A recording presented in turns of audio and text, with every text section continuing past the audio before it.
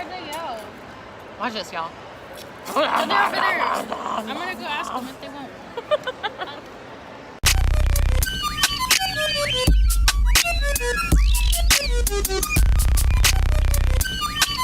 Hi guys, this is Miss Meyer with another episode of the Miss Meyer Show. So what we're going over today and what we're covering in this episode is going to be chapter 7, and that's A Nation Divided. And so we're talking about Louisiana during and directly after the Civil War, like leading up to, during the Civil War, and then directly after the Civil War. And this is going to start, chapter 2 starts on page 238, but we're starting, like where I am, is page 242 in your textbook. Okay? So what we talked about last week when we talked about Louisiana and the South, really, just kind of tensions rising. There's a lot of animosity on both sides considering the issue of slavery, especially when it comes to representation with the new territories that we're entering. You know, we saw the Missouri Compromise had come about. We saw that the new constitutions in Louisiana were allowing for different representation than they had previously. So all of this is like leading up to the Civil War. It's like, just building. It's just like bubbling inside. They're getting so angry to the point where it's gonna just kaboom.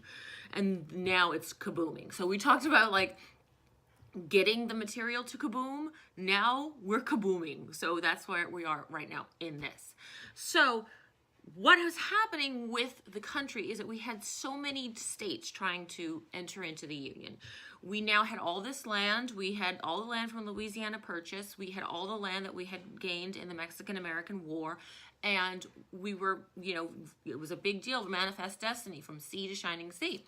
So when these new territories would spring up, eventually they would want to become states because they had enough people, and then they had a constitution. They met all the requirements.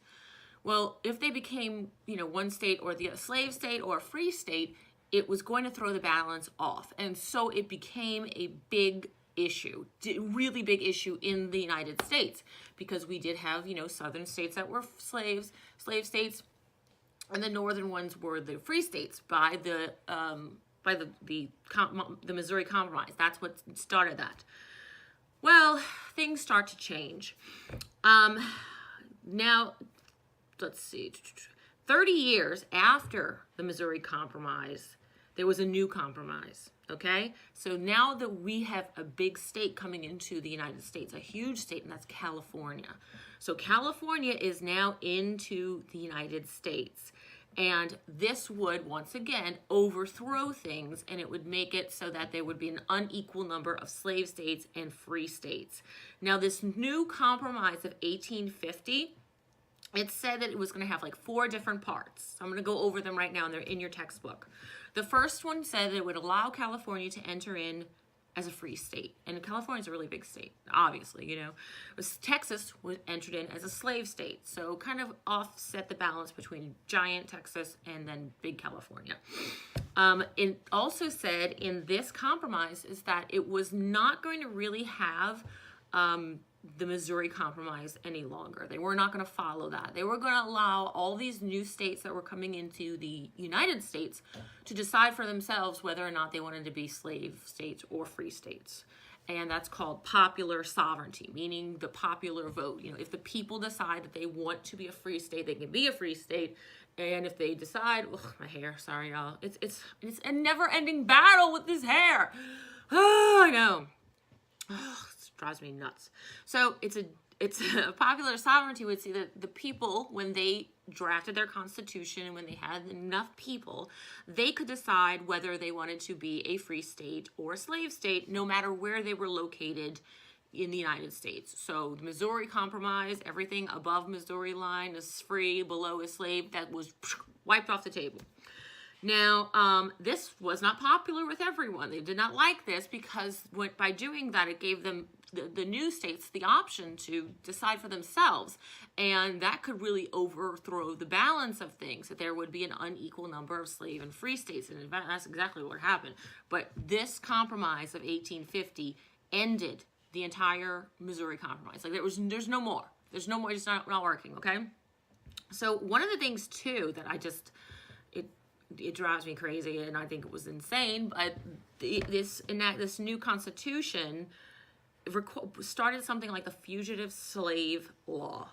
Now, this is where this Constitution is very, I don't know, I just think very poorly decided upon on the issue of slavery. And this is why this Constitution was like another nail in the coffin trying to pull us towards a civil war. And this is why. Because, for number one, with this new Constitution, it outlawed the buying and selling of slaves in Washington, D.C., saying you couldn't buy slaves there, you couldn't sell slaves there, but it did not, because Washington, D.C. was, part of Virginia, it did not outlaw slavery in Washington, D.C., like the nation's capital. Did not outlaw slavery, it only outlawed the buying and selling of slaves. So you could have slaves, but you just couldn't buy them or sell them in Washington. So you could go down south or wherever and buy a slave and then come back to Washington and you would still be able to have that slave, which is insane. And another thing with this Compromise of 1850, it did this Fugitive Slave Act, in which I was just talking about just briefly. But what this is it was really strong and strict rules that would discourage any Northerner from assisting a runaway slave, because slaves, in the South, they would run away, especially after the Black Codes, and, they couldn't even buy their freedom anymore. They would run away to the North where they could be free. And so that's the whole, like Underground Railroad, Harriet Tubman, all those kinds of things that ended with this Fugitive Slave Act. And it meant that if you were caught aiding an escaped slave, you would be in big trouble. You would have major fines and all these other kind of things. So runaway slaves had very few people that were there to help them. Now, there were free people of color. There were definitely free people of color all in the North. Excuse me. And they would have to prove that they were a free person of color and not a slave. So they would have documentation and things like that. But what they were doing was kidnapping some of these free slaves, like they did with Solomon Northup. He was born a free man, but he was drugged and kidnapped and sent back to the South, saying that he was a runaway slave. Well, he was not a runaway slave. He was kidnapped. And this Fugitive Slave Act made that kind of stuff, made that kind of action permissible, because people could say, oh, well, yeah, that's a runaway slave. That's a runaway slave. And in fact, they're not. So anyone could go up north and say, oh, hey, that's my runaway slave. And even if you didn't have proof, you could kidnap them and send them back. So it was a big deal. So this really angered people in the North and overseas, and people in the South, because they said that this is just so wrong. Look at what is going on. I mean, these people, it's just like, it's insane. We can't in, the 21st century adequately process what that kind of life would have been like. I mean, seriously, I can't. And I know, it's just, you can't even think about how that would possibly be, to have this constant fear of being kidnapped, or your kids being kidnapped, or if you were a slave trying to gain your freedom, looking for people to help you. It was unbelievable. I can't imagine the stress and the, what was going on at that time. It was less than 200 years ago, and it just blows my mind. Okay? So this new the new Fugitive Slave Act really angered a lot of people, like I said, in the North and in other countries. And they became a group, and they call themselves abolitionists. And their goal was to end slavery. Now, most abolitionists were working, like Frederick Douglass, he was a big abolitionist, were trying to work with the government in order to make this stop, to find a common ground. But there was a problem, because many of the leaders in the country at that time did not believe that slaves were actual citizens. So we were fighting kind of a losing battle in a way, because you had people that were saying, this is to end, this is not right, this is morally wrong, this is has to do these things. And then you had people on the other side saying, Why are we even talking about rights for something that isn't even a person? So it was a never-ending battle. So what happens when people start to get upset, when they feel that they're not being listened to? I mean, we see this on the news today. You had people from both sides that started acting very radically, which means they just kind of went and said, you know what? No progress is being made. I'm going to make sure it gets made. So they were doing things that were very, very radical. And that was on both sides, both North and South, this was happening. But all this did was to push more and more anger on both sides. So there was just this big, buildup of anger and tension and just wanting to fight each other. And this only escalated with the Kansas-Nebraska Act. Now, the Kansas-Nebraska Act came around with Stephen Douglas. He was an Illinois senator, and he really wanted to be elected president. And with every politician, even today, they're going to tell you anything. When they're trying to get elected, they will promise you the world. They're going to do this. They're going to do that. They're going to do excellent. You're going to pay you more, reduce your taxes. They're going to protect you, blah, blah, blah. In reality, though, very few of their promises come to pass. Very few. I guess not very few, but not all of them, okay? Because they're saying stuff to get elected. Well, Stephen Douglas wanted to run for president. He wanted to be president, so he was trying to make friends on both sides because obviously you had the North voting and then you'd have the South voting, so you'd want both the North and the South to be like, that's a pretty decent guy. So what he did was he came up with this whole Kansas-Nebraska proposition. Basically, he can't vote this. Remember I said they are not allowed to just say, hey, this is going to happen. They need to have a vote on Congress. And that's what he did. And with his proposition, he said that the remaining land of the Louisiana Purchase would be separated into two territories because remember Louisiana Purchase, they got a whole chunk of land, and the Louisiana state of Louisiana as we know it was just one little piece. So they had other big chunks of land, territories. Well, Stephen Douglas says, hey, I can find a way that we can kind of agree and balance the scales. Since now California is a free state and we had Texas as a slave state, the scales were tilting a little bit like this. So Stephen Douglas said, okay, let's do something like the Kansas-Nebraska Act. We've got this extra space, kind of like the last, but it really wasn't the last, but it was the last. It wasn't the last area to be settled, but it was the last area to be settled in this time period. Does that make sense?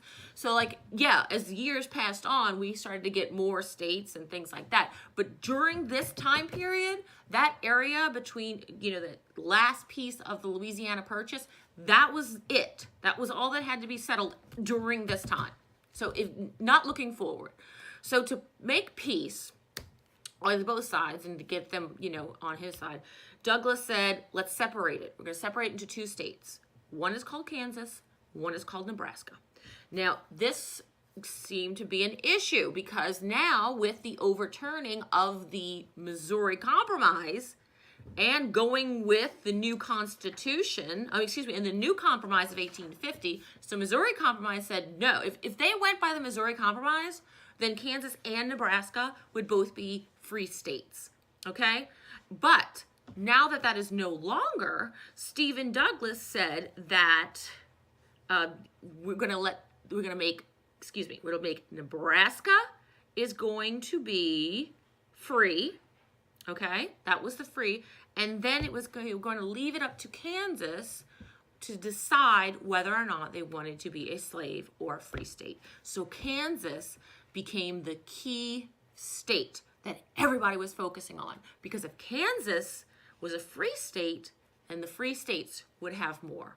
If Kansas was a slave state, then the slave states would have more representatives. So everybody and their grandma in politics was going to Kansas because they wanted them to, the North wanted them to be abolitionists, or to be to get rid of slavery, and the South said, hey, no, you want to be a slave state. So they had both groups coming really pushing with with Kansas. We see that all the time in states today when we're talking about politics called battleground states.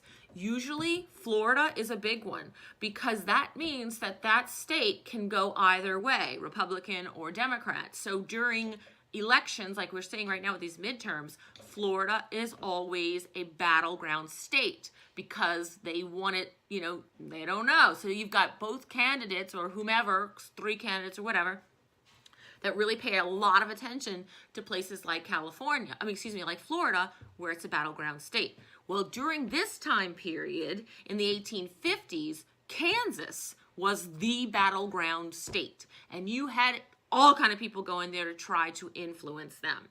Well, people were coming in and they were saying, hey, do this, do that.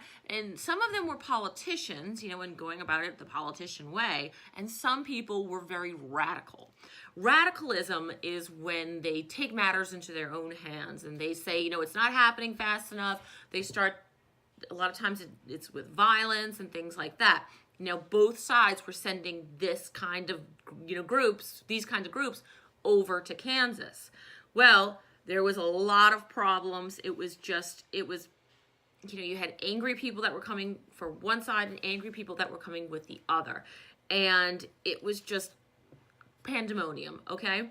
You had some people, which one person that we're going to talk about in a little bit is John Brown. Actually, we might talk about him right now. So John Brown was a radical abolitionist, and he decided that he was going to come to Kansas and he was going to push for Kansas to be a free state. Well, like I said, John Brown was very radical in his actions, and he really wanted this to happen. He really, really wanted to influence Kansas to become a free state. So he had a big skirmish. So he had a ton of kids. He had 20 kids. 20 kids. So he got a bunch of his kids. He went over to Kansas, and he organized a group of men and said, we're going to start a movement. We're going to stop this. We're going to, protest, but his version of protest was not protest. We're going to protest slavery coming into Canada, slavery coming into Kansas. And so what he did is he and his men, they went to a pro-slavery town near Lawrence, and they headed for a creek, Lawrence, Kansas, and they headed for a creek called Pottawatomie Creek. Now, this is in your book on page 245. So John Brown and his sons, they went to this creek, they went to this pro-slavery town and got into a huge skirmish with the people that were there.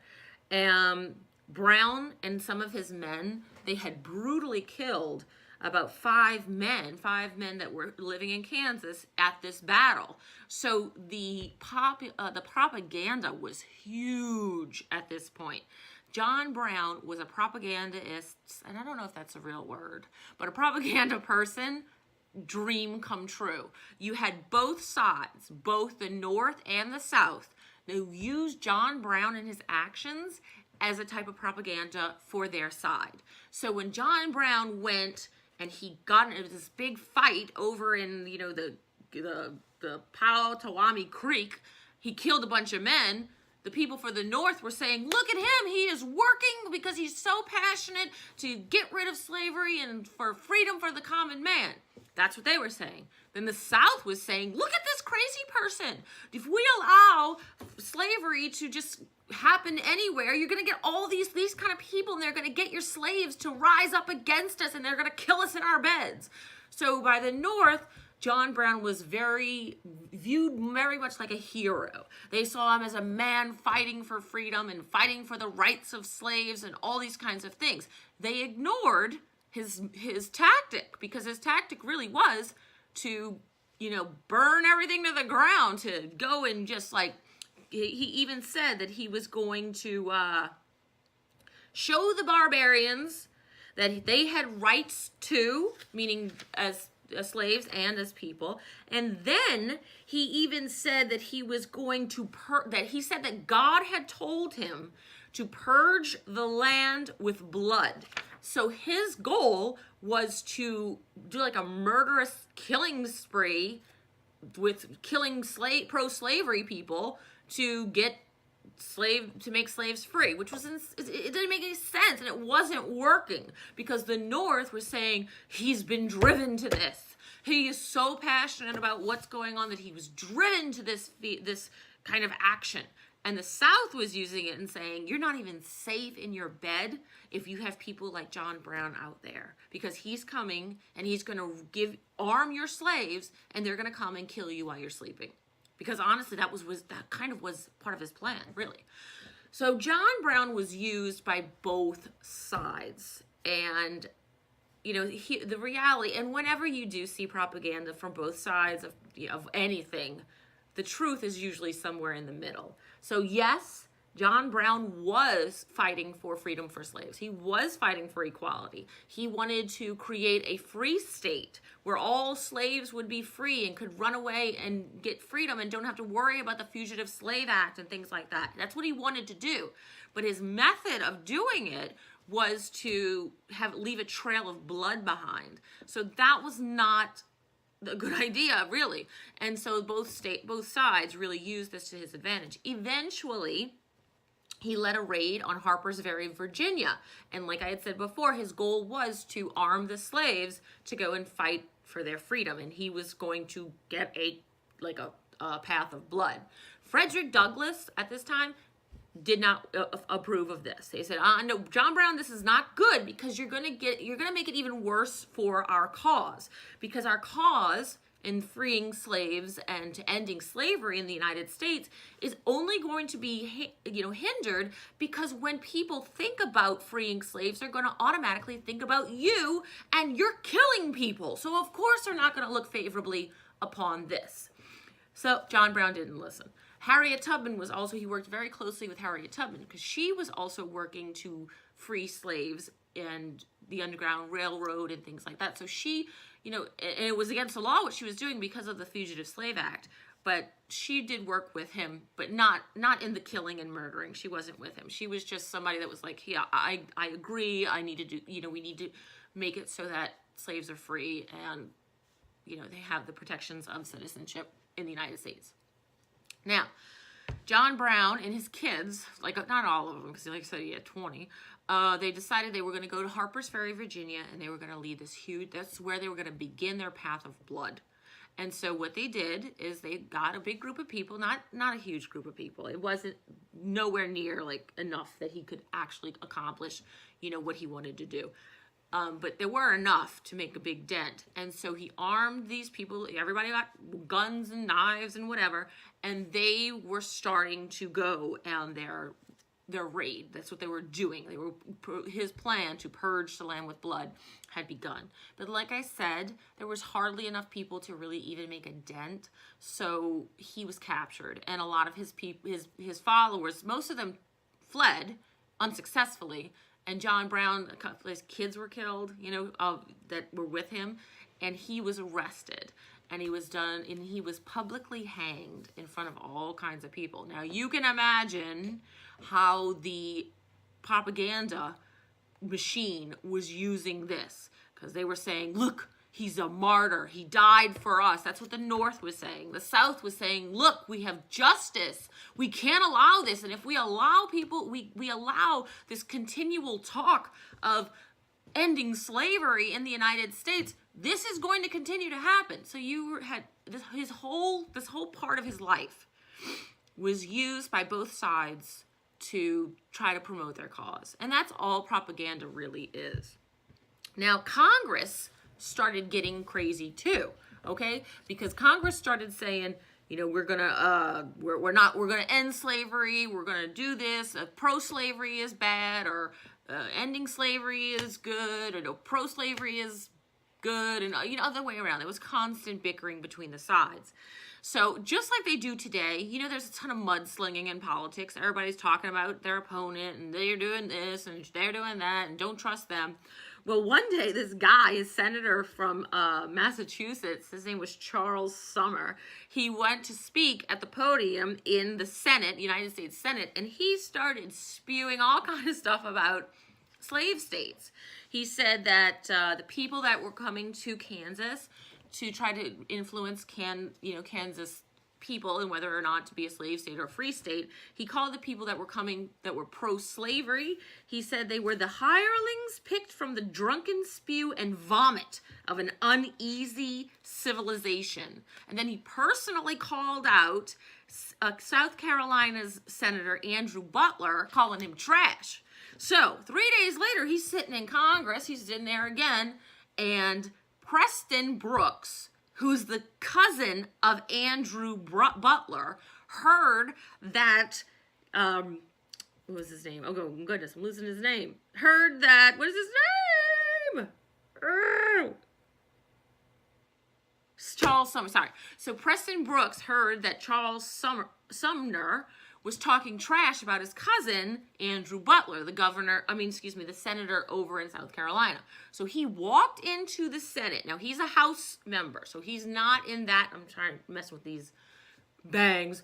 So he wasn't even in the Senate. He was in the House, which is the second, it's a bicameral process with our Congress. We've got the Senate and the House. They are two different places. So Brooks comes into the Senate, and he's got Sumner sitting at his desk. Okay, and he's just sitting there working or just listening to something else. And Brooks has a walking cane. He has this big walking cane. And it on the bottom of it, it's not like the canes you can get today. Like you can go to CVS and get like a plastic cane. This was a serious walking cane. And the bottom was encased in silver. Like seriously, like this silver casing at the very bottom. So what he did is he took his walking stick. He pointed at Sumner and he was like, I heard you talking trash about my cousin and I am not going to handle that well. You better shut your mouth about my cousin. Well, Sumner was like, what are you even talking about? So Brooks got incensed and mad, took his cane and beat Sumner in the head with it numerous times till the guy collapsed in a bloody heap on the floor. And it was like he beat the crud out of him. And then he just walked off and went back to the house. Nothing happened. Sumner, however, was in serious damage. He didn't die, but it took him a bunch of months before he even came back to the Senate. So you had very angry sides.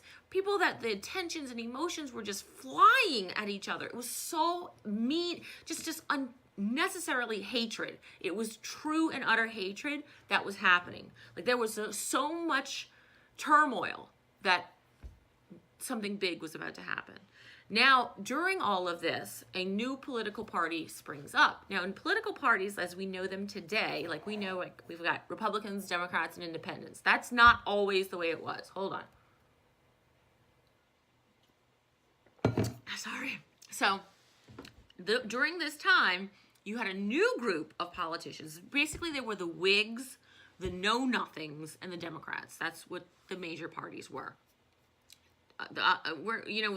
They came out with crazy names. The Know-Nothing Party, yeah, that is their actual party. So during this time, though, we see another political party form, and that's called the Republicans. Now, the Republicans understood that radicalism from either side, North or South, was not the way to go, and that this was only going to create more problems for them.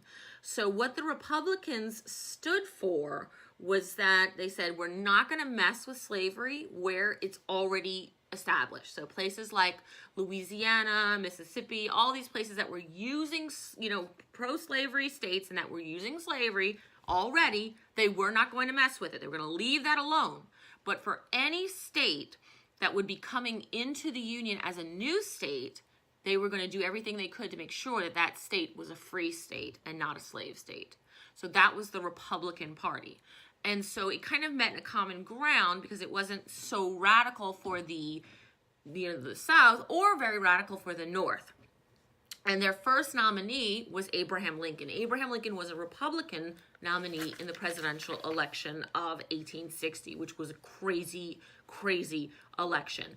Now, while this political party was forming, we also had kind of like the final blow, I think. The final blow was the election, but one of the very last things that really kind of angered the North Okay, the election angered the South. The election of 1860 angered the South, but the Dred Scott decision really angered the North. And this is what it was. Now, Dred Scott was a slave. Okay, he was born into slavery. I believe he born into slavery, but I'm not sure. But I'm pretty sure he was. But he was a slave. He was from Missouri, and he was let me go back. So Dred Scott was a slave from Missouri who had traveled with his master to both Illinois and Wisconsin. Both of those places were free states. Now, during that time that he was living in the free states, his owner died. Okay? So Dred Scott said, well, wait, my owner's dead. I'm in a free state. I should be free. I should not have to be sold back into slavery. I should be free because I'm here in this free state. We've been living in this free state where slavery, it's just, I mean, they still had slavery. It was there. But Dred Scott felt as though his master had died and he should be allowed to obtain his freedom because they were in a state that was a free state. Well, they brought it all the way up to the Supreme Court. Supreme Court only hears cases that are against the Constitution. They do not hear any criminal cases. So you're not going to see like burglaries and murders and things like that go up to the Supreme Court. Supreme Court only hears cases that have to deal with the constitutionality of our Constitution. So Dred Scott brought his case all the way up to the Supreme Court and said, this is unconstitutional. I should be allowed to be free because I was living in a free state that regarded me as a citizen.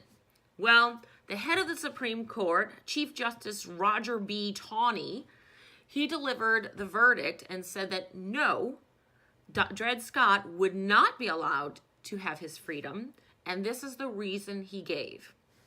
He said that slaves were considered property, and property, according to the Fifth Amendment, denied citizenship to an item that people owned.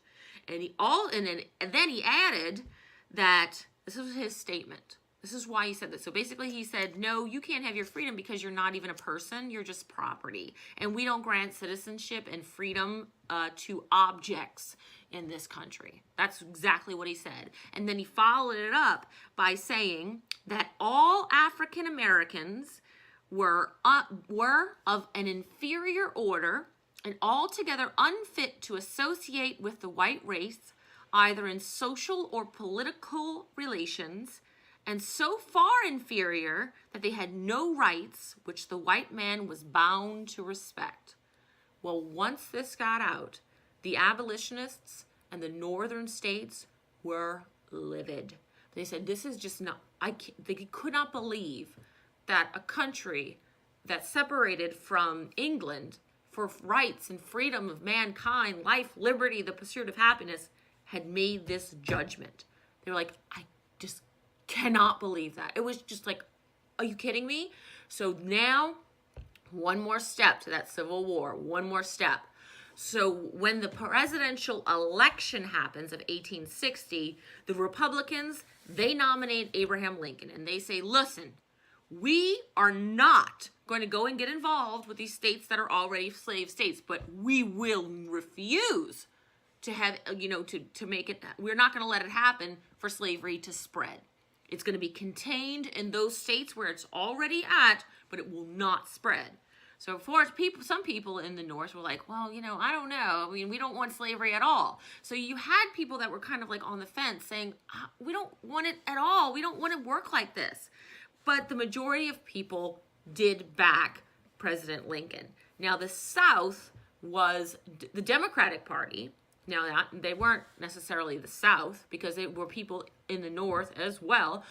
It was the Democratic Party couldn't agree on who they wanted to represent them. So they took two people. The Northern Democrats, they liked Stephen Douglas because Stephen Douglas said, okay, this is what we're going to do. We're going to work to end slavery in these southern states. But as these new states and places enter into the United States, we should let them decide on whether or not they could be slave or free state. See, the Republicans said no more slave states. Stephen Douglas said, we're going to let these new states decide. So the Northern Democrats wanted Stephen Douglas. The Southern Democrats, they wanted John C. Breckinridge. And he said he wanted to just make all this, in Breckinridge wanted to make all these new territories and even places in Cuba and places outside the United States be slave states. He was like, I want them all entering into slave states. So you had Lincoln that said, we're ending slave, there's going to be no more slave states entering into this union. You had Douglas that said, we're going to allow these new states to decide if they want to do this. And then you had Breckinridge that said, so you had like, they had Breckinridge that said, no, we're going to make all these new territories slave states. And in fact, we're going to include places that are not even in the United States in slave states. So you had these, and you also had John, what was his name, John Bell or something? I can't remember. You had another person, like an independent person. I think his name was John Bell. Yes, John Bell. He was an independent. Some people didn't agree with any of the candidates, and he came up as an independent. Very few votes. Very few votes.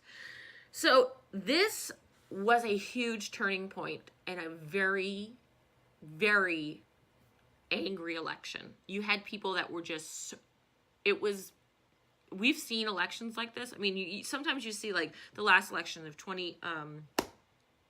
the last one, I can't remember what year, I'm having a brain fart, 2016 election of the president. It was crazy, but it was, and then, like I always tell you guys, when people say, oh, it's the way that it used to be. No, it was never, it was always crazy. So even here in election of 1860 was even crazier. You want to know why? Because in the South, they didn't even put Lincoln's name on the ballot.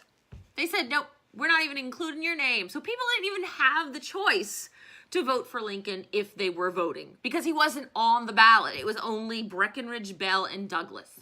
There was no Lincoln. Okay? So they were like, we're going to make sure that this doesn't happen.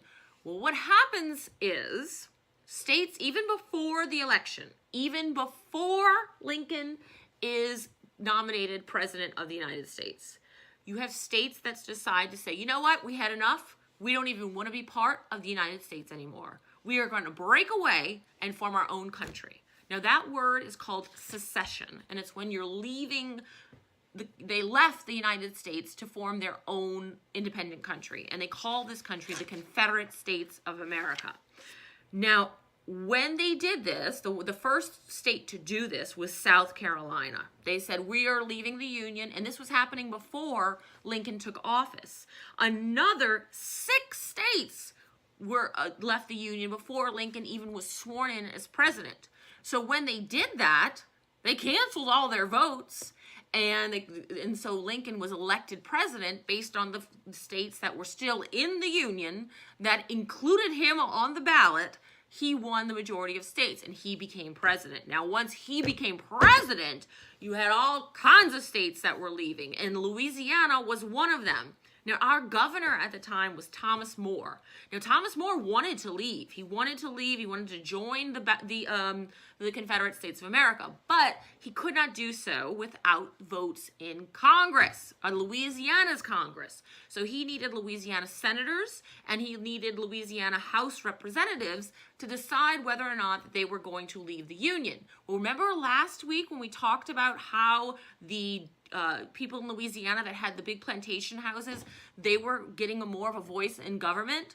And so by doing so, because they were counting their slaves, so by doing so, they had an equal or even a slightly above number than the individuals from Orleans, New Orleans. And these people that were coming in and they were counting their slaves as people so that they could get representation, which way do you think that they would vote for Louisiana to go? Of course they were going to want to leave the Union and keep slavery. They were using their slaves to increase their number of representatives to continue to use slave labor. So Louisiana votes to join the Union, votes to join the Confederacy. Now this is the problem, and this is a big thing for Lincoln. He's like, ooh, I really don't want to lose Louisiana. Why? Louisiana was a huge market. New Orleans was a huge market for cash crops. They were the ones that supplied the North and England and Europe with a lot of supplies. So Lincoln knew that Louisiana had ties, big ties, overseas to Europe.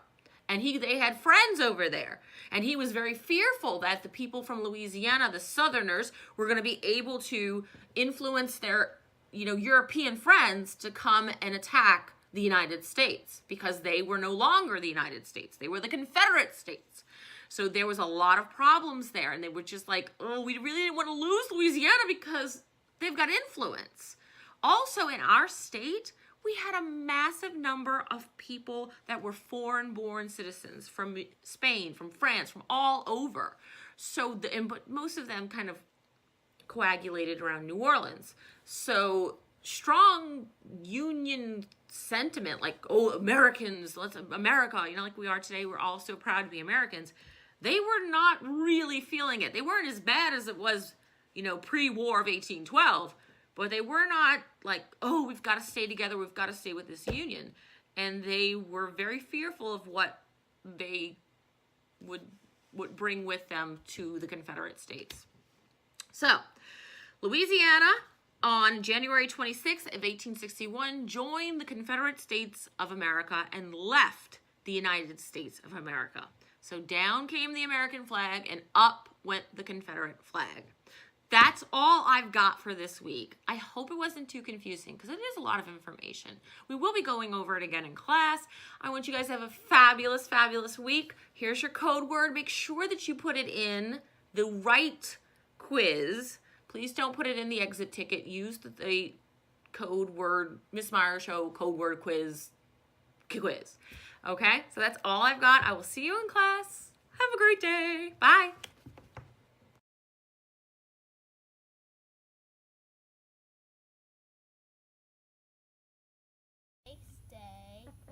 All right, it's videoing. Come on. Go. Okay, let's go. Come on. Walk on your leash. Keep walking. Slow. You know better. Keep walking. Slow. Stop. Walk. Oh boy. I think this is the best he's ever done. Pick you up. It's the loudest cricket ever. Listen. Wait, it sounds like he's inside. He's not inside. Sure? Yeah, Daddy just kicked. Look, he's kicked the door. Kick the door. Not hard. Oh, you gotta kick it harder than that. See? Stop it! Let me try. Hey! Let me try. Get out of here! You're not welcome, cricket. Tell him, Vivian. Say, get out of my house. Get out! Get out! Who's afraid? Yeah, cricket. Are you sure it's not in his house, Harvey? Because if it falls on me, I'll die. Where's it gonna be? I don't know. In the curtains, maybe? Oh, where would it be? Outside. Probably right up against the door. Oh, a bug. Or the outside the window, one or the other. I'm not going to handle it well if it's real and it's outside right where I touch it. Open the door. Open Don't it. open the door. Heck no, they're going to come inside. Aww. I will never open the door. Let's see. If he's inside, you can't leave him. Oh, I don't want him in my house. Use cricket. Stop nogging. I can't see anything outside. It's too dark. It's black crickets. You really don't see. I'll get him. He better not be in my house because I'm mommy's the fly killer, huh? That cricket is so loud. Mom, you can go higher. My mom's going higher than your mom. It's a challenge. Mama, try. Try not to get hurt. I'm not in your video. Don't judge me. I thought David was calling. Yes, you are. Mom, you're barely to the top. encouragement. Hey, Dad, I need some encouragement like that. To the backside. Almost there. It looks like it's gonna rain. Scouts make it to the town. Mom, Yeah. Mom, you're last place. Girl Scouts with a bunch of You wedges. got a blue one on your right leg, right? Mom By got your it right leg. tired. No. Mom, Yep. you can do faster. Yeah, you got the right idea. You can do faster. Wait, Katie. There you go.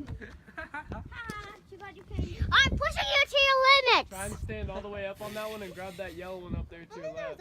You gotta touch the roof. Touch it.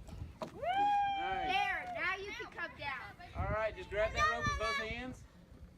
And lean way back. Mom, you're almost to the top. You're doing awesome. If you can do this, you can be 0th place. Oh yeah, my mom. What's up at the bottom of your shoe? Way. Hey, try and hold on to a rock so you don't lose slack. Oh, don't walk under the rope. Walk. Yeah, I got hurt. I used my knee to push myself up. Mom, I can't believe you. You're not even climbing. My turn. Mommy. Did good. Did good. Hey guys. who Great wants to job. go through- Go, Jen! I'm doing If you it. look on that slant right there, there's a field hole in it. Boo! You don't get anything. You up? Alright, great job. Alright, grab the rope. Mom, you're not even to the top yet. Hey guys, here's a good idea. Grab the rope How about with we both climb without the harness and No, no, stuff no, no. on? That one. No. Great idea. Alright, Yeah. lean back all the way Let's back. take risks. Put your feet flat against the wall. Yay. Lean all the way back. Ow, rain. Right. I want to see what the back